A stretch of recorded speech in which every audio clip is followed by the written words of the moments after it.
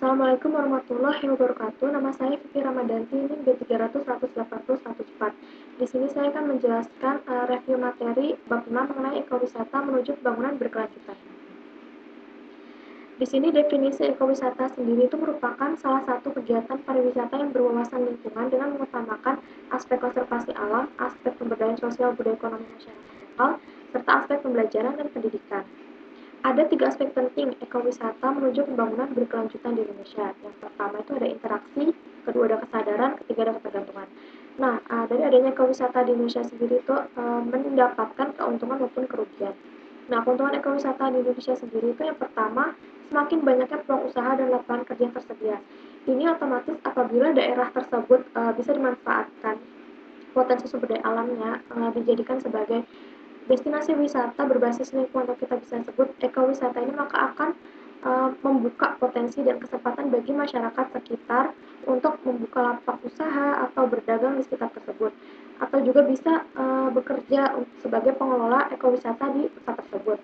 Ini juga bisa mengurangi adanya pengangguran dan membuka lapangan kerja yang tersedia. Yang kedua itu membawa nilai tambah ekonomi sumber daya alam dan budaya guna untuk meningkatkan dukungan pelestarian baik masyarakat lokal maupun pengunjung. Yang ketiga ada meningkatkan saling menguntungkan antara lingkungan dan hubungan antar budaya. Adapun kerugian ekowisata di Indonesia sendiri itu yang pertama mengakibatkan tekanan langsung dari ekosistem yang rapuh menuju degradasi lingkungan fisik dan gangguan terhadap satwa liar. Yang kedua ada meningkatkan tekanan pada komunitas lokal sehingga menyebabkan dislokasi masyarakat asli. Ini seperti pada kasus tahun 2019, yaitu pada saat itu masyarakat asli suku Baduy itu meminta agar penghapusan label destinasi suku wisata mereka karena pada saat itu jumlah pengunjungnya itu mencapai 100 ribuan pengunjung. Dan kebanyakan dari mereka itu tidak mematuhi peraturan atau tata krama dalam berkunjung ke daerah mereka tersebut, sehingga banyak meresahkan masyarakat suku Baduy. Itulah alasan mengapa mereka meminta agar suku Baduy itu tidak dijadikan lagi sebagai destinasi wisata ekowisata di Indonesia. Dan yang ketiga itu ada sumber pendapatan yang rentan dan tidak stabil akibat menurunnya jasa ekosistem lokasi pariwisata.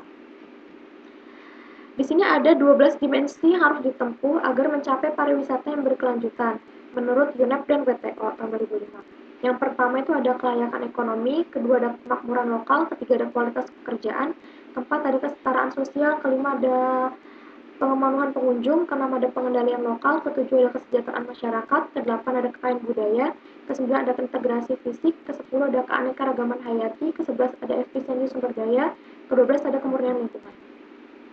Nah, tujuan proyek itu sendiri itu hasil ekowisata keluaran proyek menghasilkan lingkungan yang berkelanjutan serta keberlangsungan ekonomi.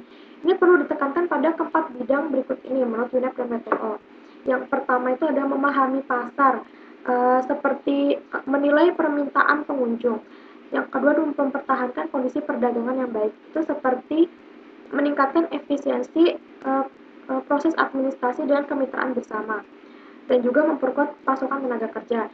Yang ketiga adalah memberikan kepuasan pengunjung itu seperti menjaga kualitas layanan kunjungan dan juga meningkatkan daya saing melalui diferensiasi lokal pariwisata. Dan yang keempat ada mempertahankan dan memproyeksikan tujuan yang menarik. Di sini itu lebih menekankan pada aspek ekowisata menuju ekonomi yang layak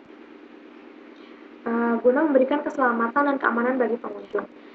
Dalam penjelasan Outcome Waring Daniel tahun 2009 itu memberikan indikator ideal ekowisata sebagai dasar kegiatan ekowisata.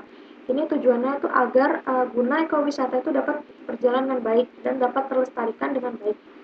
Yang pertama itu tidak boleh merusak sumber daya. Kedua harus memberikan manfaat sosial. Ketiga harus mengenali batasan pertumbuhan kebutuhan manajemen berorientasi pada penawaran. Keempat harus mempersiapkan wisatawan untuk meminimalkan dampak negatif.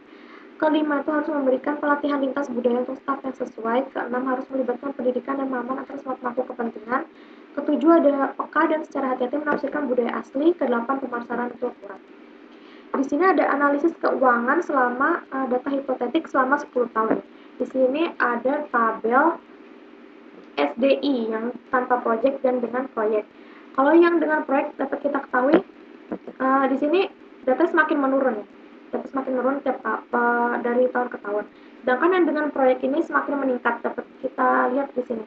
Kalau yang tanpa proyek ini dari tahun ke tahun akan semakin mengalami penurunan dari 0,5 0,49 hingga 0,44. Nah, di sini ada tabel data statistik tentang pekerja yang tanpa proyek dan tenaga kerja yang dengan proyek. Kalau yang dengan tanpa proyek ini penaikannya signifikan ya, tidak terlalu besar. Sedangkan kalau dengan proyek ini semakin meningkat drastis, sangat meningkat secara pesat hingga mencapai di posisi teratas.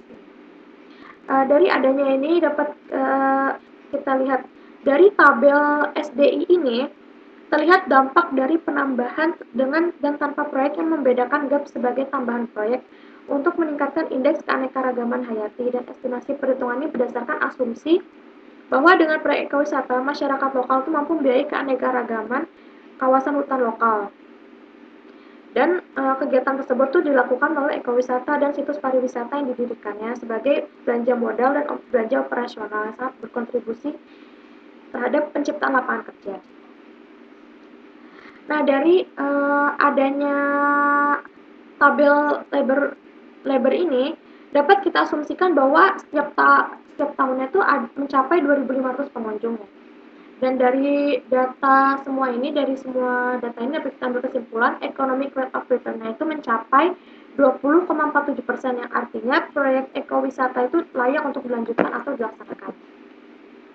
Nah, ini adalah penjelasan mengenai analisis keuangan tadi.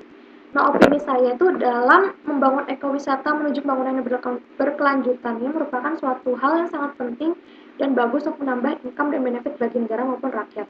Karena saat ini manfaatan ekowisata di Indonesia ini sudah sangat diminati dan dikunjungi oleh halayak ramai, baik lokal maupun mancanegara.